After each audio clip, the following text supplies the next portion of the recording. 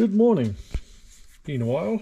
So the project today, probably the problem most of us have on our Tundras, the rear exhaust clamp, the flange, the last one, and the exhaust system there, that clamps the rear exhaust part to the muffler section, I believe. Wears out, comes loose, no matter how much you tighten it.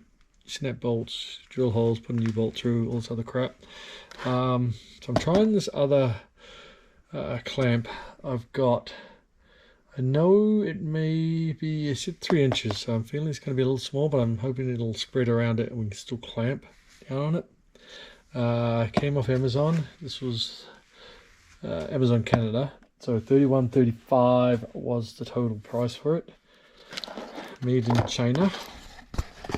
Let's just open it up here. So Evil Energy is the brand. Get a little decal. Let's stick that on there. Okay.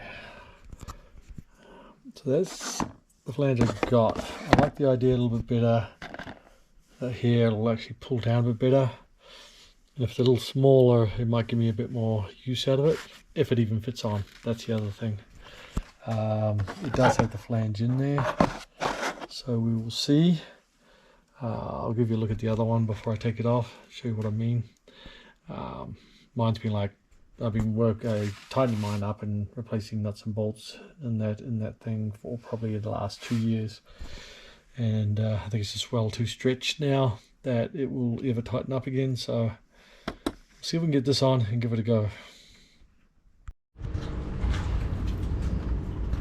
Okay, so light's kind of shitty under here, but here's our old clamp, and so you can just wobble it around. I replaced the nuts and bolts through here several times, and just not working anymore. So take that one off, see if we can get this one round.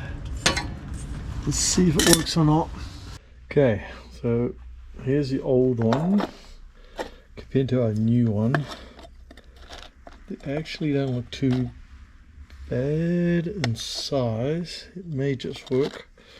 Yeah, this one's shot. I think what happens, it just stretches over time,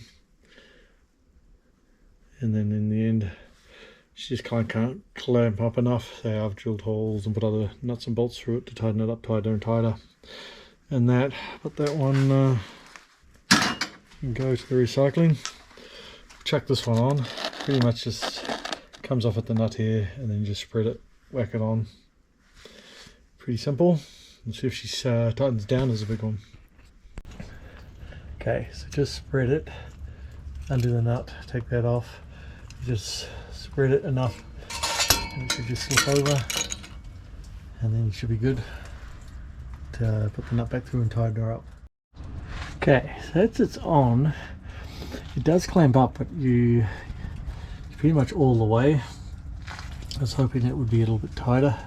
I mean, it does cinch this up and actually does work. So I'm willing to give this one a go over the factory option.